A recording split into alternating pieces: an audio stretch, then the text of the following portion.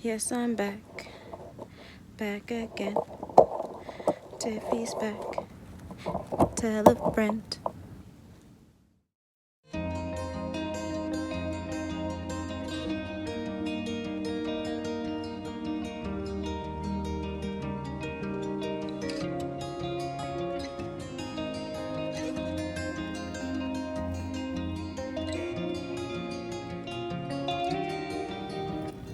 Hey, Sneak. Enjoying the sun?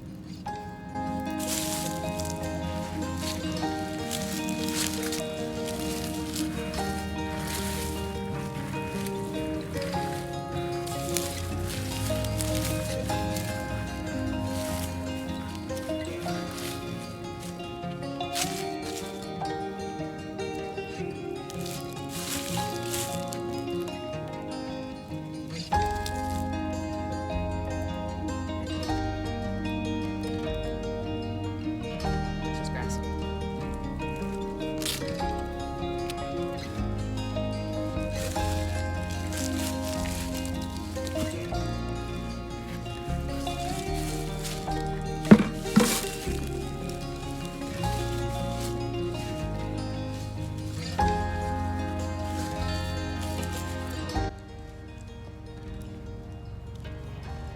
Hi everyone, my name is Tiff and welcome to Stead in the City.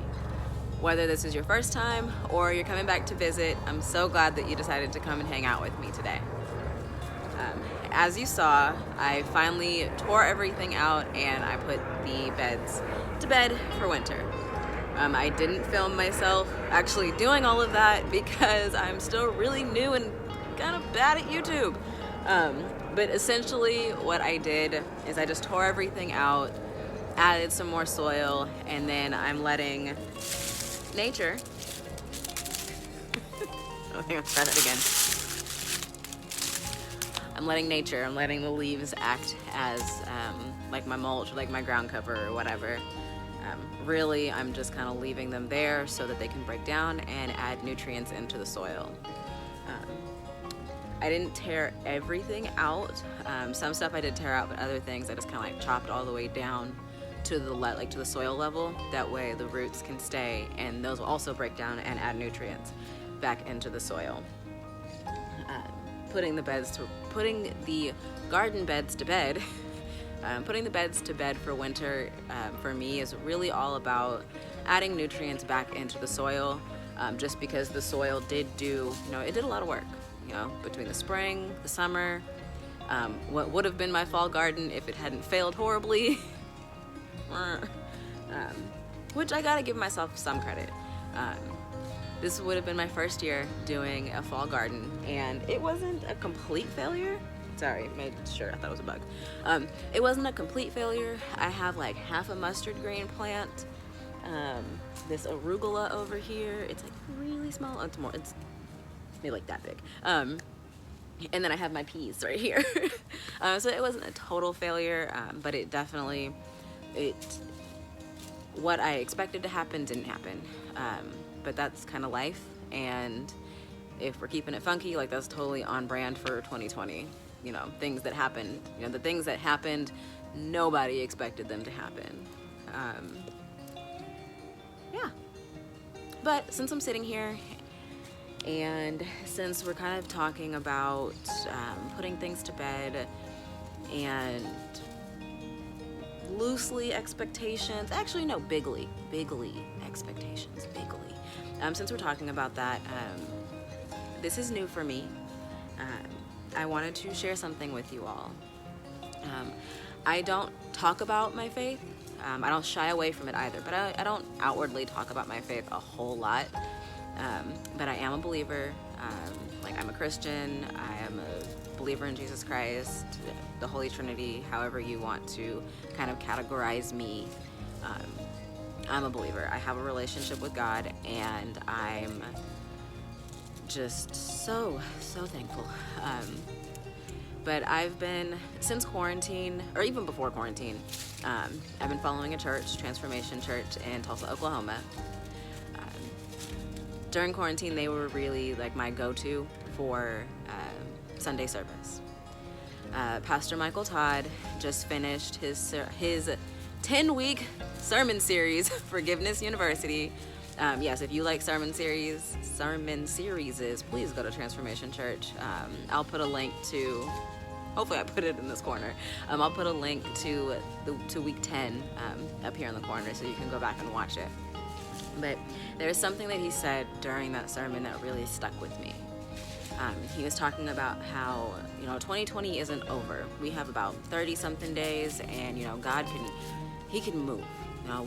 We know as believers, we know what he can do in 3 days. He defeated death, hell, and the grave. Yeah, he defeated death, hell, and the grave in 3 days.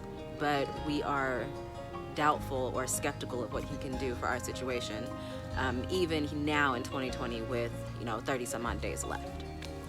So in my notes I wrote hashtag test God's gangster, and I've made it a point since Sunday that for the remainder of 2020, for these next 30 some odd days, I'm gonna test God's gangster, because I want to see what he can do in 30 days.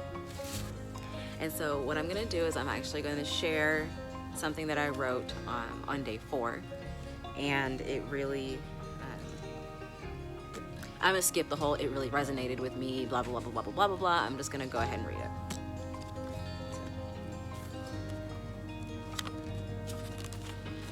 I'm super duper nervous because I don't really share my writing. I don't, but I'm going to because I just feel like I need to. So I look at purpose like a slingshot. God is holding, and he's ready to fire. But I'm not in position yet. I'm ready, Lord. I'm climbing into the slingshot. Fire at will. Hold up.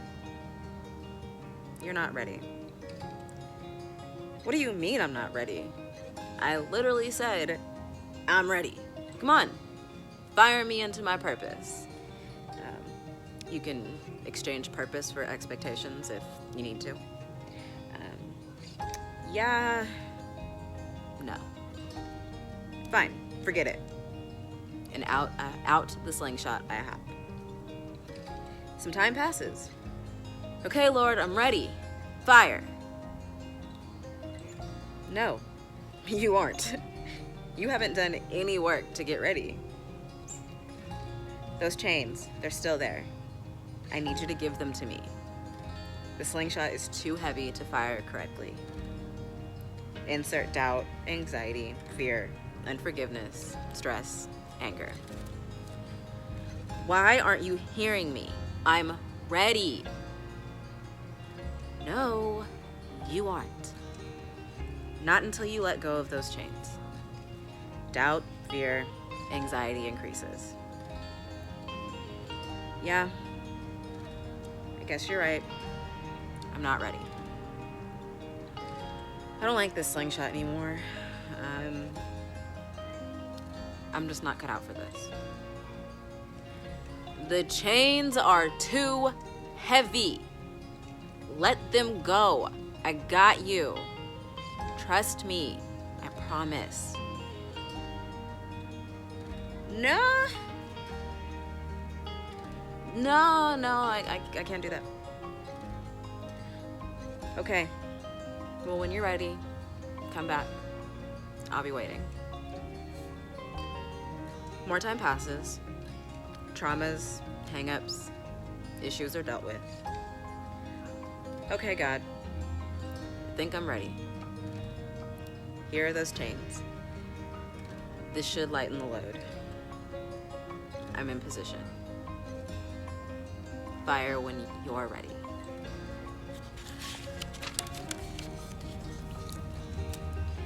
I'm comfortable in the waiting. Look, I even brought snacks. Thanks for not sending me when I thought I was ready, when the aim was off. I think I'm ready, but I know I'm in position. So fire at will.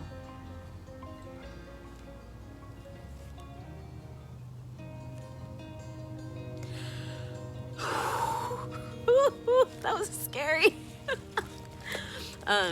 Yeah, so if you needed to hear that, I hope you heard it. I hope you received it well. If you don't think you needed to hear it, I hope you heard it.